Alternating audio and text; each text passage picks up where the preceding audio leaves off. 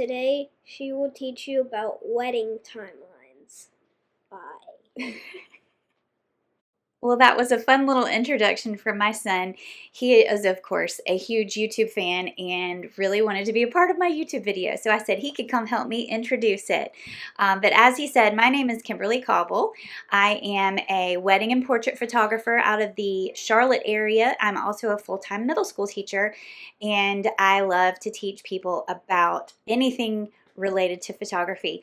Today, I'm going to be talking to you guys about wedding timelines. So this video is really good for future brides or maybe new planners who haven't quite figured out the art of creating a timeline that works best for weddings, especially making sure you leave lots of room for the photography.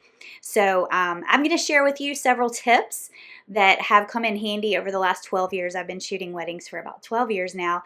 I often end up being the coordinator for some of my brides. I have several DIY brides who do not hire planners or coordinators. So I end up being kind of the consultant and helping them frame their day. But my first and most important reminder, if you can hire a wedding coordinator or a wedding planner, that is one of the best things you can do to make sure your wedding day runs smoothly, because they know, they have all the experience with doing all of this and coordinating all of the vendors. There's my cat, Tiger. And so that's the best thing that you can do. But if you can't, watch this video and I will share with you some important things to keep in mind as you plan the day of your wedding.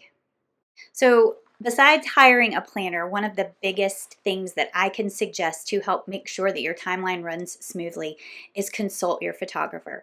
Photographers will know best when the lighting is going to work and how much time it's going to take them to get special groups or certain moments. So make sure you have your photographer in on the loop as you plan your timeline.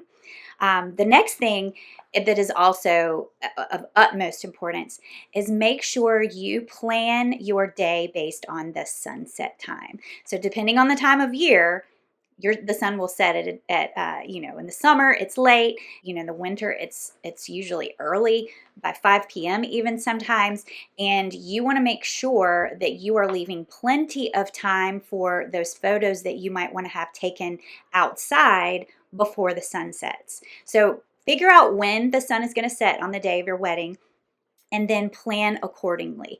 Figure out when is going to be the best time to have your ceremony. You want to have at least an hour to an hour and a half of light after your ceremony is over to make sure you get in all of those family portraits, those wedding party portraits, and then some intimate photos of you and your groom.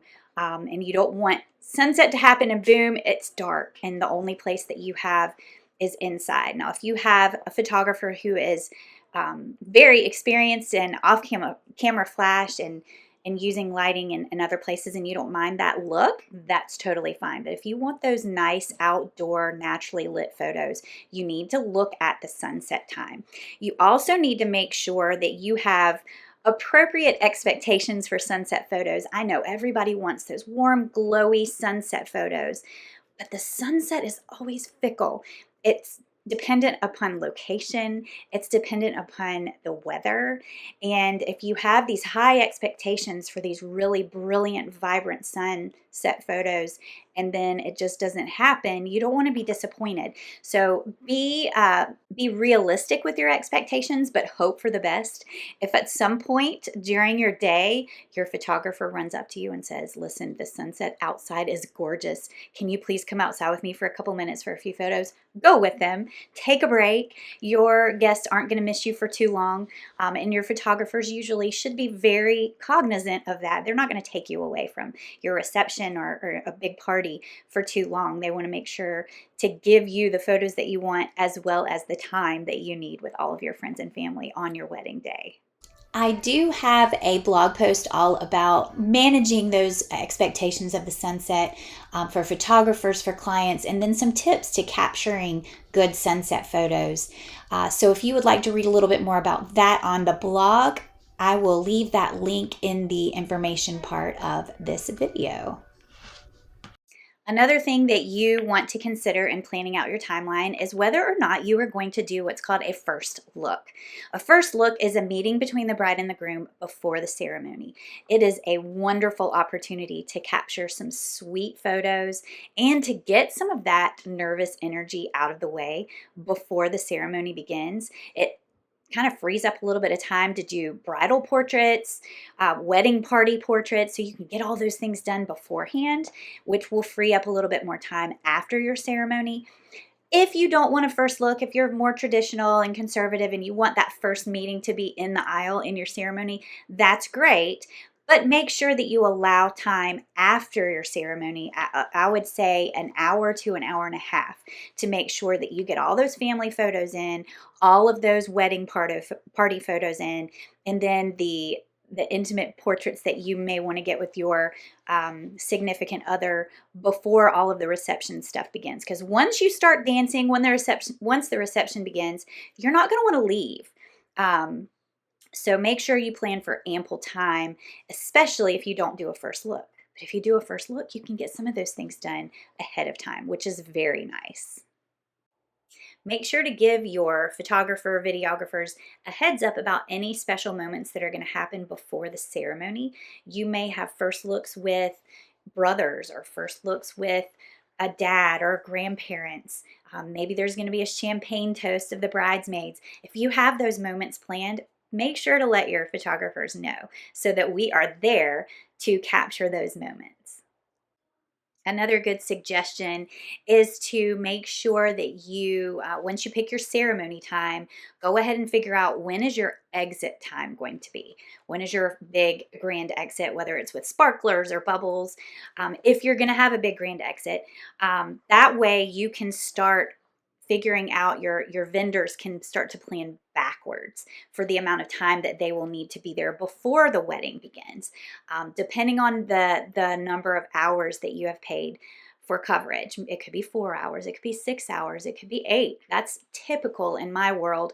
I have had some hire me for 10 hours because they want a lot of coverage at both ends of the day. That will help your vendors know kind of how to start planning backwards. When they know the day is going to end and they know when your ceremony is going to be, they'll know better about when they need to arrive to get all those pictures before the ceremony. If you are planning on a very late ending to your wedding, you can always do a false exit before your actual reception ends. In fact, this is a really good suggestion to make sure you have plenty of people there for your exit. If you have older guests or guests with children, a lot of times those people will leave earlier than the ending of your reception. So then when you have your exit, they're not there with the sparklers or the bubbles or anything to help celebrate and be a part of those pictures. So you may want to plan for a false exit earlier in the evening. Just gather everybody together, do your fun exit, and then go back in and have a couple more hours of fun and dancing. Do keep your vendors in mind. If for some reason you do push back your reception ending, if you end up hiring your vendors for 8 hours, but then you want to add on an extra hour, you want to stay and party for a little bit longer, which is totally acceptable. Make sure you keep your vendors in mind, communicate with them, and make sure to pay them for the extra hour that they will be there working, so that they are compensated for that overtime. After you figure out your ceremony time, then you've got to start to think about, all right, is everything going to be happening at the same venue? Are you getting ready, ceremony, reception, all in the same place, which is fantastic? Or are you going to have some travel time in between venues? Maybe you're getting married in a church and your reception's in a different location. You want to consider that travel time between the two. For your wedding party, for your vendors, they need time to load up, pack up, get to the next spot, unload, make sure they're ready. And your wedding party often takes a little longer than you think they might need. If it's going to take 10 minutes between point A and point B, you need to allow about 20 because it's going to take a while for some people to get in their cars and gather their things together. So keep that in mind. The best scenario, though, is to find a venue where you can do all of that at one place. That makes things a lot easier. Also consider your getting ready photos. Now, I've had brides in the past who have not cared about getting all of the hair and the makeup pictures done, or even really care that much about details. But typically, brides want all the details, all the getting ready, the transformation photos, and that does take time. So make sure that you prepare for that. I did have a bride one time that was so important to her. She wanted more hours before the ceremony than after because she wanted that whole process and she wanted to stretch it out. That was an important part of her memories of her mother's wedding album, was all the pictures of her getting ready with her bridesmaids. So she wanted that. That was a big part of her day. So kind of, plan your makeup appointments, your hair appointments accordingly. Don't be the last person to get ready, and make sure your mother is not the last person to get ready, because a lot of times we end up waiting for moms to finish up with their hair and makeup because they wait till the very last second to get ready, and then it's hard to fit in those family photos beforehand because we're waiting on people to get ready. So think about that and consider your timing. Consider how long your vendors are going to be there, and if they're even going to be there when you have your appointments scheduled, if you want those pictures taken. Decide what key moments you want to be captured during your ceremony, and just make sure to give your photographers, videographers a heads up about that. If you're going to do a candle lighting or a sand pour, or if there's going to be special music, or the family's going to come up and pray together, make sure your photographers know that so that they can be in position to capture those very special moments. They're going to be there to capture all of the traditional moments, but if there's something that's unique and different, make sure that you give your videographers, your photographers a heads up about that. Create a nice list for your photographer of the photos that you want of family groupings, and try to be as limited and specific as possible. This is the part of the wedding day that will take the longest and will be the most stressful if you're not careful. So make sure that you have a very specific list so your photographer and your planner can call names. That way it's easy for us to, we don't have to be looking around for uncles or grandparents. We can just say, so-and-so, so-and-so, so-and-so, we need you up in the front, and gather those people together for those photos, because we want to knock those out as quickly as possible. Everybody wants to get to the reception. You don't want to be standing around with a fake grin the whole time. So get that list together and narrow it down from largest groups to smaller groups, so that as you whittle them down, you can send those people on off to the reception and you don't have to worry about holding more people up and just sitting around and waiting for those pictures. You don't want that part of the day to be super stressful and very lengthy. If your photos of the wedding party, the family, is going to take place right after the ceremony, have your officiant remind everybody at the end of your ceremony, as they are dismissing everybody, remember, family members, wedding party, please stay in the ceremony space for pictures immediately after. Sometimes everybody gets so excited about that grand exit that they forget what their next tasks are and they wander off, and then we're struggling to find those people to get them back. So just have your officiant remind the people, and that will make things run a lot more smoothly. Also, have either your coordinator, if you have a coordinator, or maybe I always tell my brides, find a bossy aunt who knows everybody, who can read off that list as the photographer is taking pictures. Now, I'm a teacher. I've got a loud teacher voice. I can read off a list. However, when I'm in the process of composing photos, it's hard to shift back and forth between photographing and then looking at a list and calling names. If you can have a buddy for your photographer, especially at that moment, who knows everybody, who can kind of boss everybody around. Maybe you have a teacher friend. Maybe you have, like I said, a bossy aunt. Coordinators are great at this as well. My second shooter sometimes will step in and help with this if he is in the area when we are doing those photos. But have somebody else besides your photographer read off the list, because it does make that time go a lot faster.